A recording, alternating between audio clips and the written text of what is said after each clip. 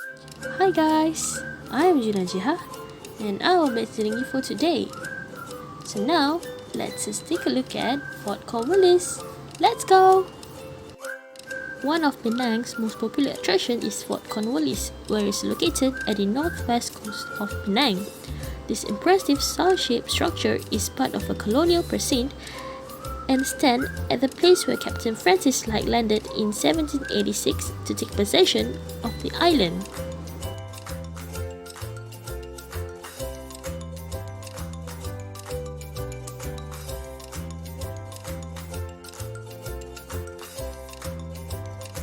Built for the British Royal Artillery to defend the harbour from pirates, the French, and the neighbouring Kedah, the fort never saw military action and instead served as an administrative centre.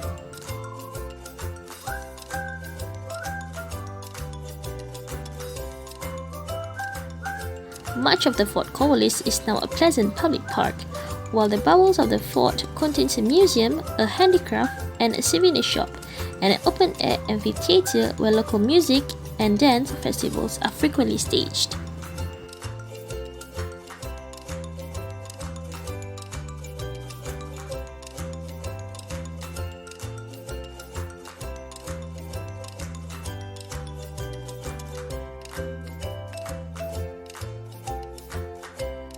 So guys, who is this man right here?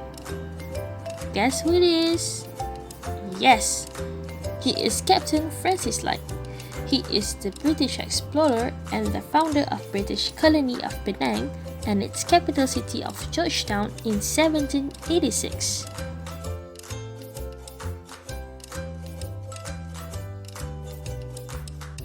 The fort military status was downgraded in 1897 and it became a base for police and volunteer forces. During the occupation of Japan, the Japanese troops occupied Fort Cornwallis in World War II, utilizing it as the esplanade for warehouses.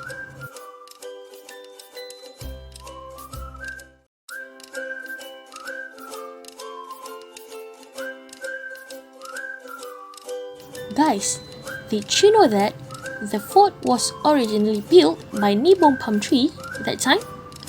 How interesting was that? The Nibong wood is very hard and very lasting indeed. It can withstand the saline condition of the open sea. And apart from that, know that the Nibong tree can be utilized as cooking utensil too. For the woman, the Nibong has proven its worth as good wood for utensils like ladles and scoop. Another interesting part about Nibong tree is that it can also be eaten, and the dishes famous in Sarawak is the Nibong soup.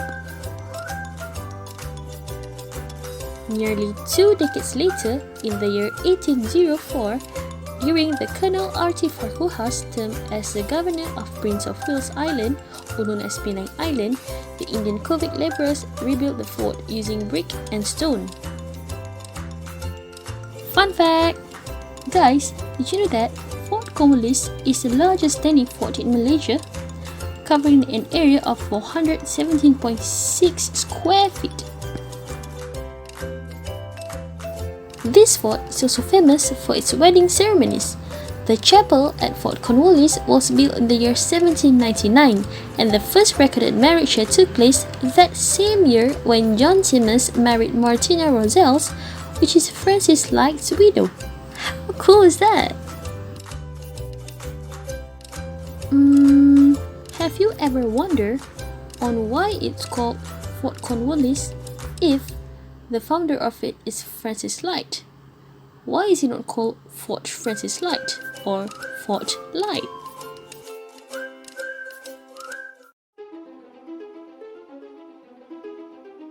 And here is why. It was named after the Lord Charles Cornwallis, who is the Governor General of India at the time, so it was named after him.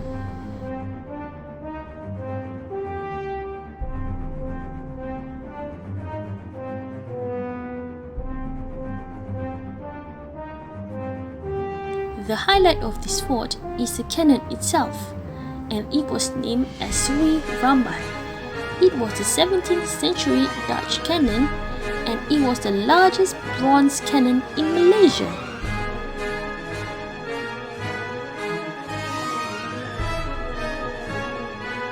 This cannon is not just a mere cannon.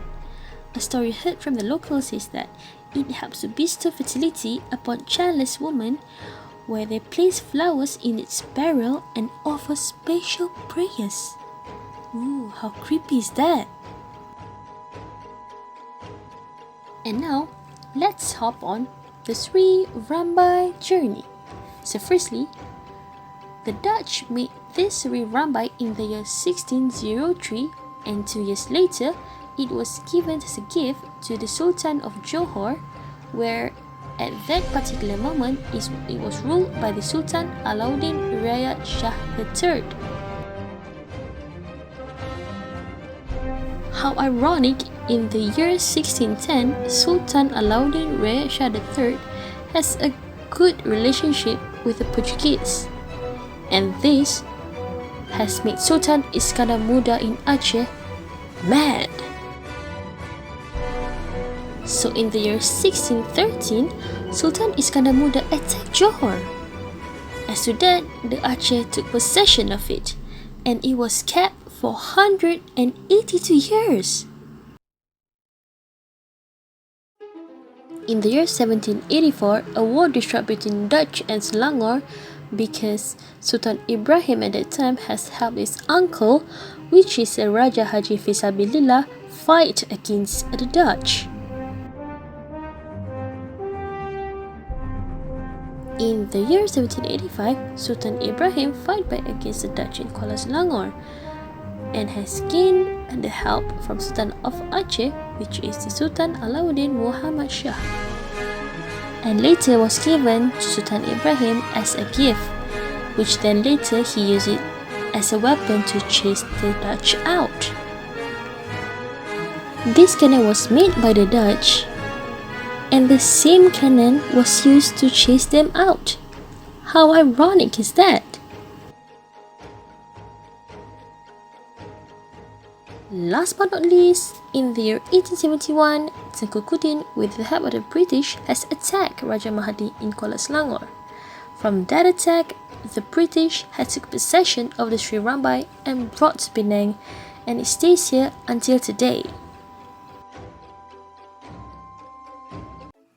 And now, let's move along to the impact of tourism to Fort Cornwallis.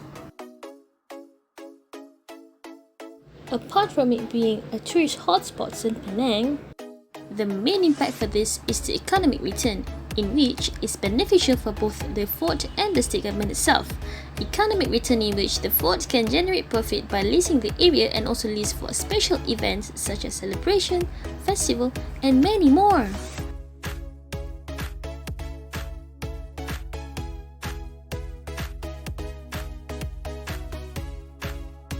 Fabric is the most important feature in heritage. The management has left this cannon all rusty and then displayed to all the visitors that came.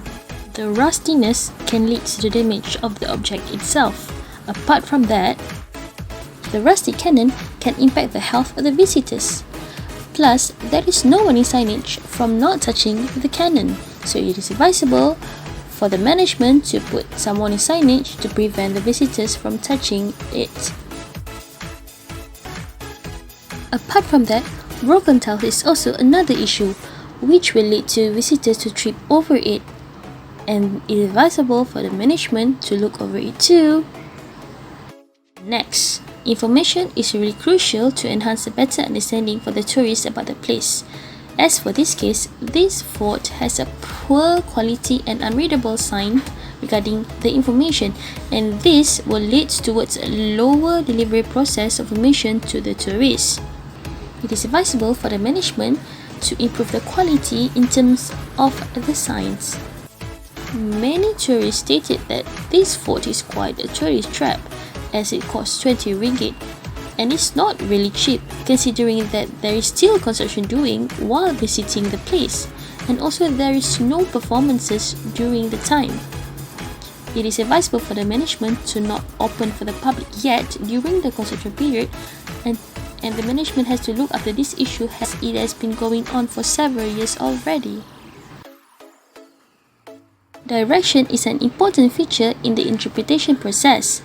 As for this fort, there is no proper direction, and that makes the tourists to wander around and find things on their own. As to that, it is advisable to have a proper direction signage, as it will enhance the smoothness of the interpretation process. Last but not least, security is the most important mechanism in preserving and safeguarding our heritage asset. As in this case, as you can see from the picture, there is a red paint all over Francis Light statue. This indicates that this fort has a poor and low control of security, which the trespasser can easily enter. And it's advisable for the management to look after the security management. All in all, we have to protect our heritage attraction as it is an asset to our nation, as it is not only for the current but also for our future generation. I guess that's all from me. I hope to see you soon. Bye bye.